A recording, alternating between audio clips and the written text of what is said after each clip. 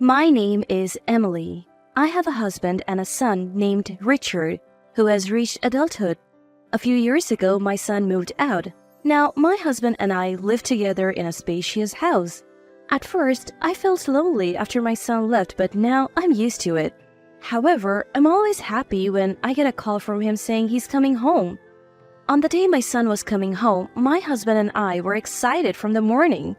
It was before our son told us, I want you both to be at home because I have someone I want to introduce. Before noon, my son came home with a lovely woman. I had expected it from his words, but I never thought he would actually bring a woman home. Seeing our surprise, my son proudly introduced her. Her name is Karen. Isn't she cute? She's my proud wife. I couldn't understand my son's words right away. After thinking for a moment, I asked again, Richard, did you just call Karen your wife, not your girlfriend? My son nodded in agreement. I did. Maybe you're going deaf, Mom? I couldn't laugh back at my son's teasing laughter. I haven't heard about you getting married. Did you know about this? I asked my husband and he shook his head. No, I didn't hear about it either. My husband and I asked our son what's going on. Then, for some reason, our son proudly explained, That's why I came to announce our marriage registration today. By the way, we had a grand wedding in Bali with friends. My husband and I were speechless at this unexpected explanation. Our son, oblivious to our reaction, kept talking about how wonderful the wedding in Bali was. I held my aching head and carefully asked my son, You have already registered and had the wedding? Why weren't we invited? Then Karen, who had been silent, spoke up. Do we need to invite strangers? I was shocked by her unexpected words. Karen calmly said, Isn't it a waste of money? I couldn't help but respond emotionally. No, we are Richard's parents. Karen seemed unconvinced and said with a dissatisfied look, But you're strangers to me. I was confused and fell silent. My son must have finally noticed the tense atmosphere and began to explain hurriedly. Karen has no parents or siblings. It would be sad if she was the only one without family at the wedding, right? That's why I didn't invite you guys.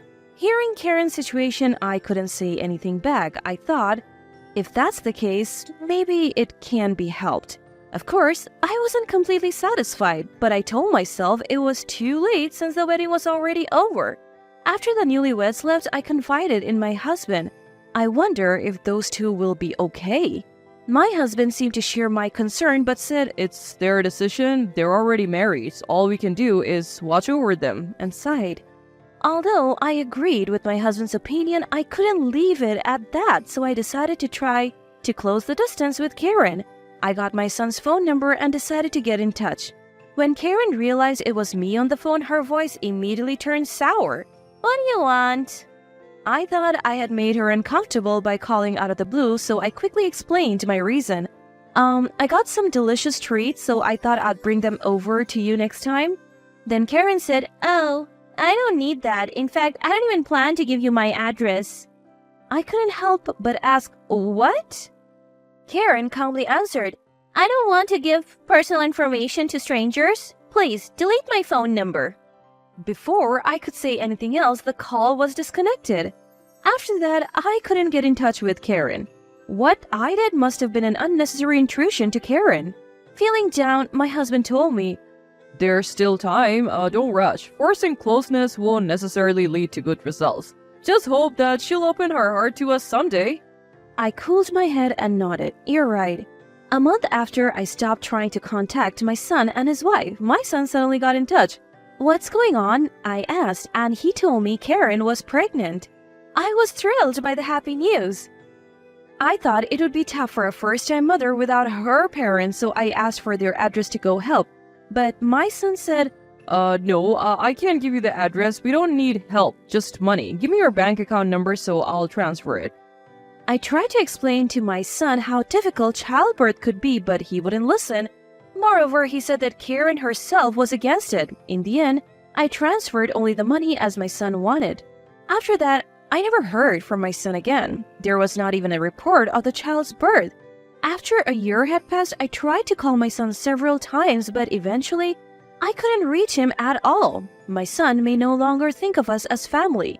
Even if I want to confirm it, there's no way to get in touch. Feeling helpless one day, I met a familiar person at the local supermarket. At first, I didn't recognize him, but thanks to him calling out to me, I realized who he was. It's been a long time. Do you remember me? I'm David. Johnson's David? Hearing the name, my memory came back. He was a friend my son often brought home during high school. I didn't recognize him at first because he was still a high school student in my memory. David, you've grown up so well. As I looked at him closely and called his name, David seemed pleased and a bit shy. Suddenly, I caught the eye of the woman next to David. She had a matching ring with David and her belly was noticeably large. I involuntarily covered my mouth and exclaimed, "Oh my!" David nodded shyly. This is my wife Olivia. Our child is due in 2 months. Olivia, is it? Congratulations. Thank you. Olivia looked confused for a moment but soon smiled happily. After brief greetings, we quickly parted ways, not wanting to burden the expectant mother. 2 months after reuniting with David, I received an email from him. In fact, we had exchanged contact information at the time of our reunion because he wanted to announce the birth. Attached to the email was a picture of the newborn baby. It was a very cute baby. Suddenly, I imagined my own grandchild, whom I had never seen, and shed a few tears. I emailed David saying I wanted to send a gift to celebrate. Then, a flustered David called me. I didn't contact you with that intention, so please don't trouble yourself. I couldn't help but laugh at David's apologetic tone. That's not it. I just want to celebrate since I can't do anything for my own grandchild. David was silent for a while before asking, Something happened with Richard, didn't it? As I remained silent, David began to speak. I was hesitant to tell you this, but actually, David's story was shocking. Olivia was originally Richard's girlfriend, but Richard chose another woman and unilaterally dumped Olivia. That woman was Karen. Olivia was devastated after being abandoned by Richard. I couldn't leave her like that. I tried to persuade Richard several times, but he wouldn't listen. I gave up trying to convince him and stopped being friends with him. David's story ended there for the moment. I thought I couldn't forgive my son or Karen, even if he was my own child. At the same time, I realized that my actions had reminded Olivia of her painful past.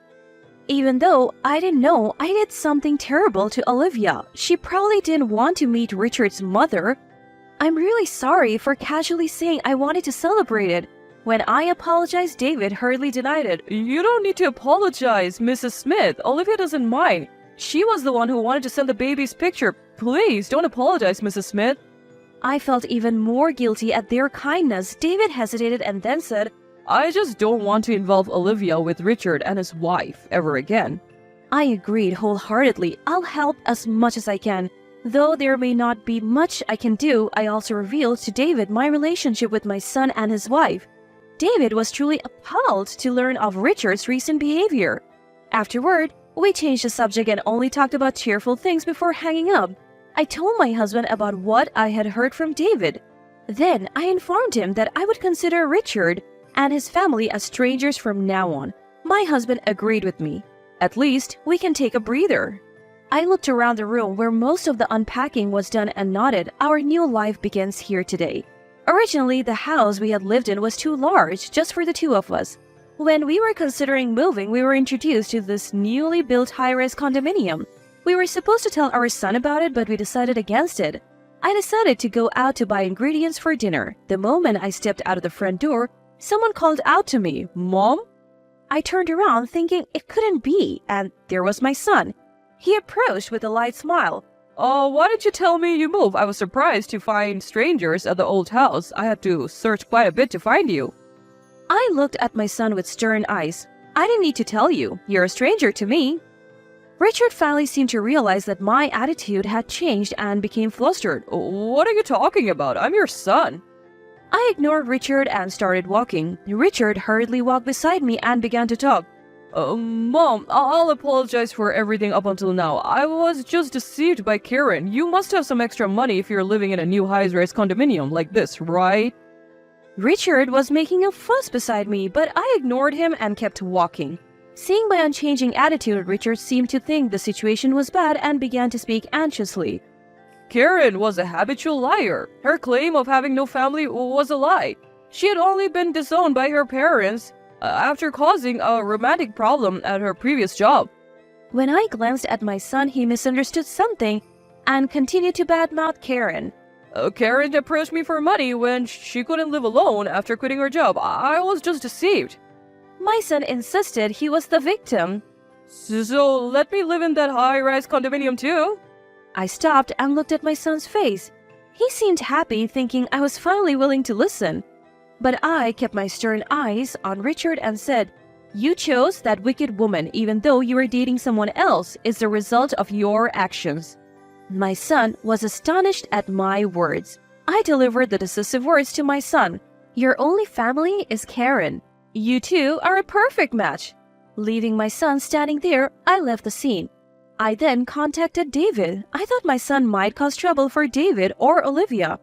Sure enough, my son tried to apologize to Olivia and asked David to mediate between us.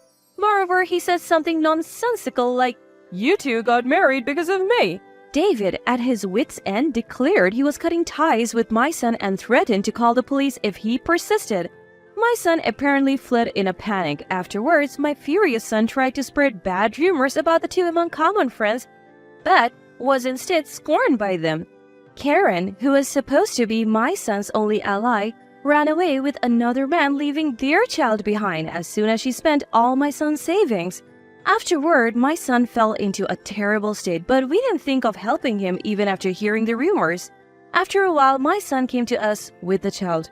"You must think it's pitiful for your grandchild, right? Let us stay here." As soon as my son spoke, my husband, who had been silent until then, yelled, "Don't be ridiculous. Stop acting like a spoiled child at your age. You're no longer our son but a stranger. Get out." Frightened by our harsh attitude, my son left the grandchild and ran away. My husband quickly locked the front door. I gently picked up the grandchild who had been left behind. The grandchild, not understanding anything, reached out to my husband with a smile. I'm sure that seeing that smile, my husband and I shared the same thought.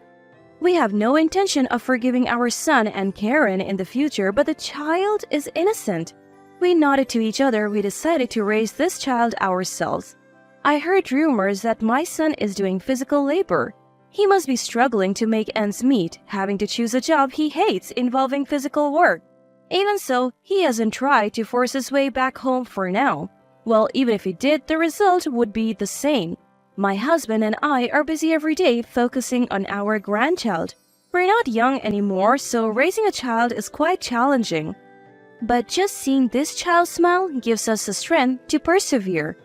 For things that are too difficult for us, we rely on the help of David and his wife. We can't thank them enough. It seems that the days of enjoying a leisurely retirement are still a way off.